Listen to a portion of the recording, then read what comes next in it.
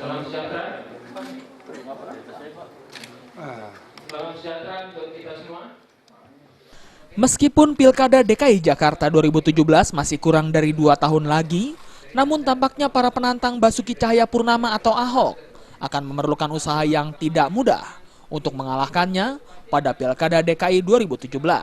Berdasarkan survei Saiful Mujani Research and Consulting (SMRC), pada 18 hingga 23 Agustus 2015 lalu, terhadap 800 responden, menunjukkan peluang Ahok terpilih kembali sebagai Gubernur DKI Jakarta lebih tinggi dibandingkan lawan-lawan terdekatnya seperti Ridwan Kamil atau Fauzi Bowo. Direktur Eksekutif SMRC, Jayadi Hanan, mengatakan Ahok mendapatkan dukungan terbanyak, yakni 23,5%. Sedangkan saingan terdekatnya Ridwan Kamil hanya dipilih 3%, dan Fauzi Bowo 2,1%. Sementara calon lainnya seperti Tri Risma Harini dan Sandiaga Uno mendapatkan dukungan di bawah 2%. Jayadi menambahkan, faktor yang menentukan keunggulan Ahok adalah evaluasi positif dari masyarakat Jakarta terhadap kinerja.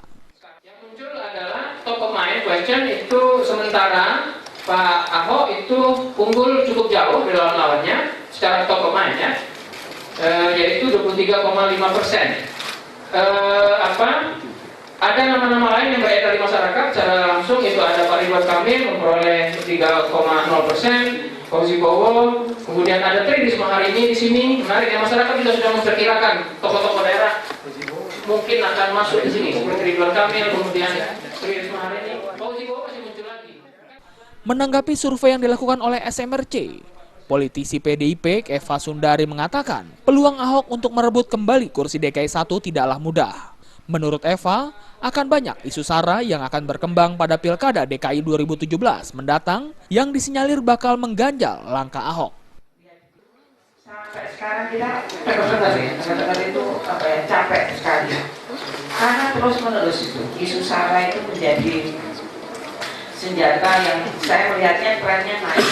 Jadi ini bahaya juga bagi Ahok, walaupun kita sangat percaya bahwa masyarakat ini Jakarta nasional dan cerdas, tapi kegerus juga akhirnya. Pak Jokowi yang sudah naik tinggi bisa digerus kok isu sara itu, sampai kemudian mepet sekali kecilnya. Jadi saya sangat sedih dengan ambigu DKI. Dari Jakarta, Widi Prabowo dan Rudi Wijaya melaporkan.